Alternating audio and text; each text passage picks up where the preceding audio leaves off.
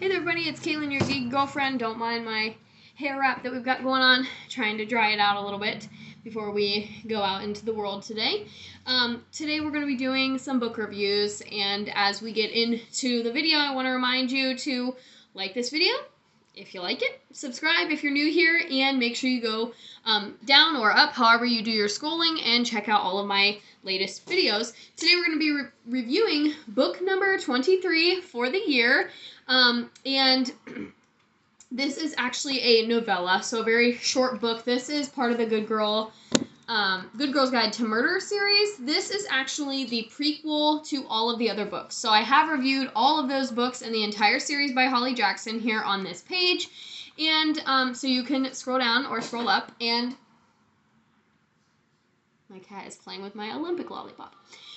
You can go find the entire series reviewed here on the page. But this is the Killjoy novella. Now, something interesting about this was actually written after the rest of the series, but it takes place directly before the first book. So the first book takes place over Pip's, she's doing her senior capstone project.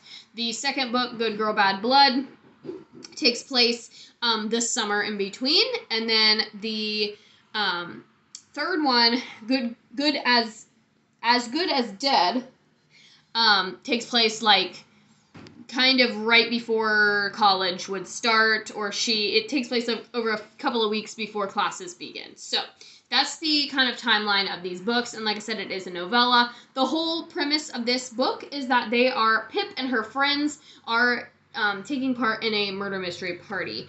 I've read some negative, not so great reviews about this little novella. I didn't think it was that bad. I did read it in one sitting when we were flying to California, and it was a nice thing just to read on the plane. It was very light, kind of goofy, kind of silly, but it is hard to kind of transport yourself. I wish I would have read this one first, and I know that's how it is for a lot of people because this was written after. I really wish that I would have just read this one first, because it would have I wouldn't have as strong feelings about some of the other the reasons why I didn't like it. I don't think I would have had I read it first. So like I said, it kind of it takes place a few weeks before school is starting, and if you've read the rest of the series, you know about her friend Kara, Aunt, Zach, Connor, and oh my gosh, I forget the other. Jamie, Connor's brother. So all of her, close group of friends all have a role, and they all kind of try to solve this fictitious murder. And as always, there is some suspense, but it's kept in the vein of, a light, just murder mystery party. And it's fun. I had a lot of fun reading it. I was wrong in my prediction, so had I been playing this murder mystery game, I would have been incorrect.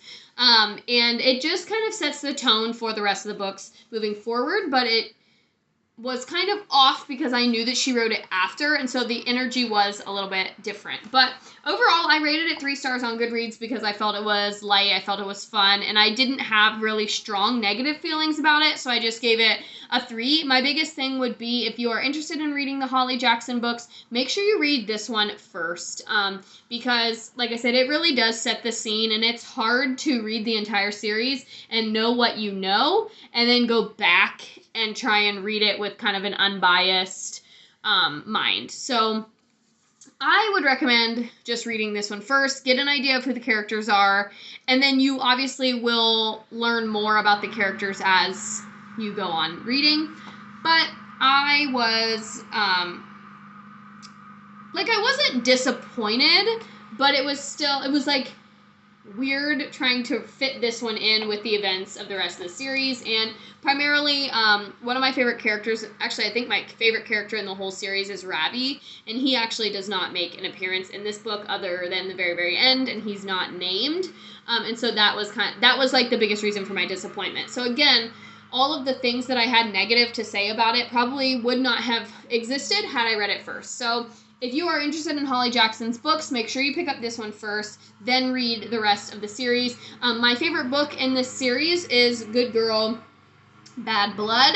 That was the best. I read it in like 2 days. It was hands down the best one. The third one I did not enjoy, but like I said, you can find my reviews for all of Holly Jackson, not all, but the whole Good Girls Guide to Murder series here in this channel. And I only have one Holly Jackson book left to read, and that's 5 Survive, which you can look forward to probably by the end of this year. And I'm very, very proud of myself. This was book number 23, and so we only have one book left. We're heading into August. School's going to be starting up. Work's going to be starting up. There's definitely going to be a lot less time to read, so I'm trying to crank out a few books here at the end of the summer whilst I watch the Olympics. I hope everybody is enjoying the Olympics. It was such a joy watching the U.S. men's team win the bronze medal this morning, so that's what we've been up to today, but it has been great, like, cheering on the USA and just watching these remarkable athletes. So that's it for this review. I don't really have anything else to say. I would say it's a good book. It's an easy young adult book. No gore, no foul language, like maybe a couple of cuss words here and there, so definitely young adult, suitable for all readers. And my only thing would be read this one first and then read the rest of the series, or like if you've already read the first one and you're wondering, like you can read it now. I would say maybe before, I don't know. I would just recommend not reading the entire Good Girls Guide to Murder series before.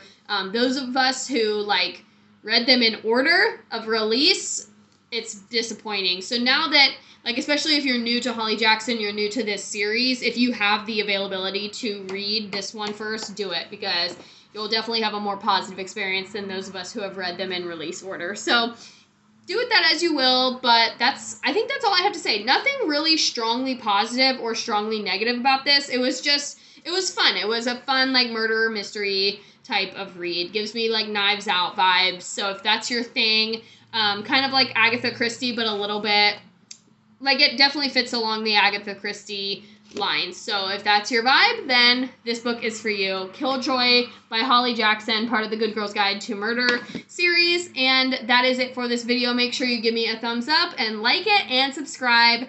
And thanks so much for watching. Bye!